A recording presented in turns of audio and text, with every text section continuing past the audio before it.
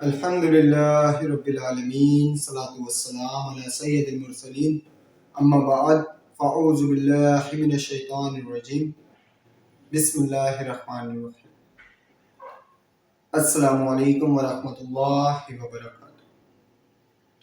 آج ہمارا بیان ہوگا انسان کا اصل منصب کیا ہے۔ انسان کا سب سے پہلا تعارف منصب کیا ہے؟ اللہ تعالیٰ قرآن کریم میں سورۃ البقرہ کی آیت نمبر 30 میں فرماتا ہے، انی جاعل فی الارض خلیفہ۔ ترجمہ کنز الایمان، میں زمین میں اپنا نائب بنانے والا ہوں۔ پتہ چلا دس از دا ریئل اسٹیٹس آف مین، یہ انسان کا اصل اسٹیٹس ہے۔ ہمیں کیا بنایا گیا ہے؟ ہمیں زمین پر خلیفہ بنایا گیا ہے۔ میں ڈاکٹر بنوں یا نہ بنوں، میں مالدار بنوں یا نہ بنوں، میں سیٹ بنوں یا نہ بنوں، میں وکیل بنوں یا نہ بنوں، میں انجینئر بنوں یا نہ بنوں، میں پوری دنیا کو اپنی مٹھی میں بند کر لوں، اگر میں خود کو اس منصب کا اہل نہیں بناتا تو اس کا مطلب یہ ہوگا کہ میں نے دنیا میں آ کر کچھ نہیں کیا۔ میرا جو اصل اسٹیٹس تھا، دنیا میں بھیجنے کا اصل مقصد تھا، اصل میں جس منصب کے لیے مجھے دنیا میں بھیجا گیا تھا، میں نے وہ تو حاصل ہی نہیں کیا۔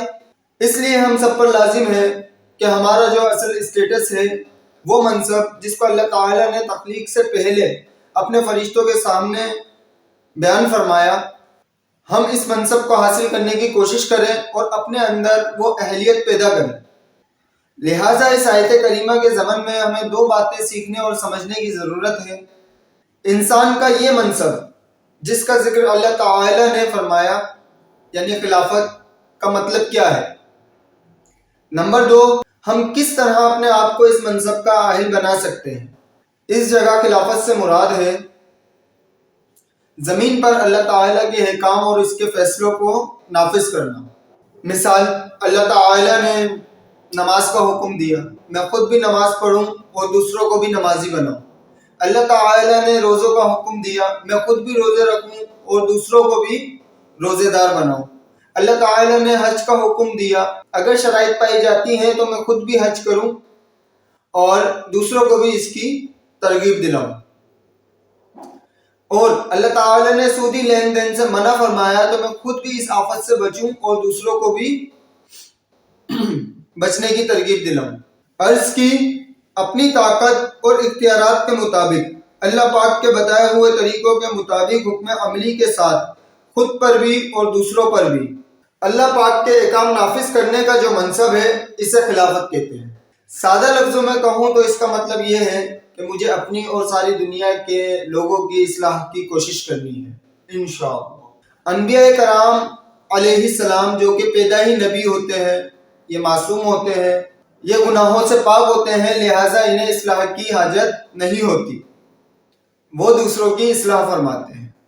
ہم جیسے عام انسانوں پر اپنی اصلاح بھی ضروری ہے اور دوسروں کی اصلاح بھی ضروری ہے۔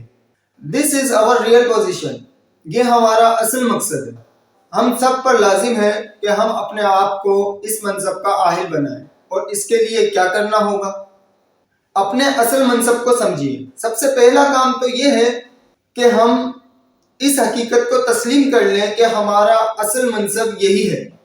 ہمارے یہاں بہت سارے لوگ اس بات کو تسلیم ہی نہیں کرتے۔ کسی نے ڈاکٹر بننا ہے، کسی نے وکیل بننا ہے، کسی نے انجینئر بننا ہے، کسی نے تاجر بننا ہے۔ چلے مان لیا یہ سب چیزیں ایک حد تک دنیا کی ضرورت ہیں، لیکن اس کا مطلب یہ تو نہیں کہ ہم اپنے اصل منصب، اپنے پہلے تعارف کو ہی بھول جائیں۔ اگر ہمیں اس چیز کا احساس ہو جائے اور ہم اس چیز کو تسلیم کر لیں کہ ہمارا اصل منصب خلافت ہے، یعنی زمین پر اللہ تعالیٰ کے احکام نافذ کرنے کے لیے طاقت بھر کوشش کرنا، پھر ہم ڈاکٹر کی کرسی پہ بیٹھ کر بھی یہ کام کر سکتے ہیں، وکالت کرتے ہوئے بھی یہ کام کر سکتے ہیں، پائلٹ بن کے بھی یہ کام کر سکتے ہیں، نیکی کی دعوت عام کر سکتے ہیں، دوران تجارت بھی اپنی اور دوسروں کی اصلاح کر سکتے ہیں۔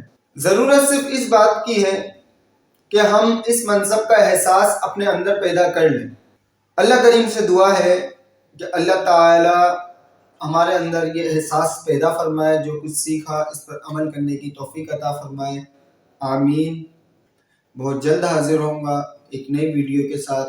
السلام علیکم ورحمۃ اللہ وبرکاتہ۔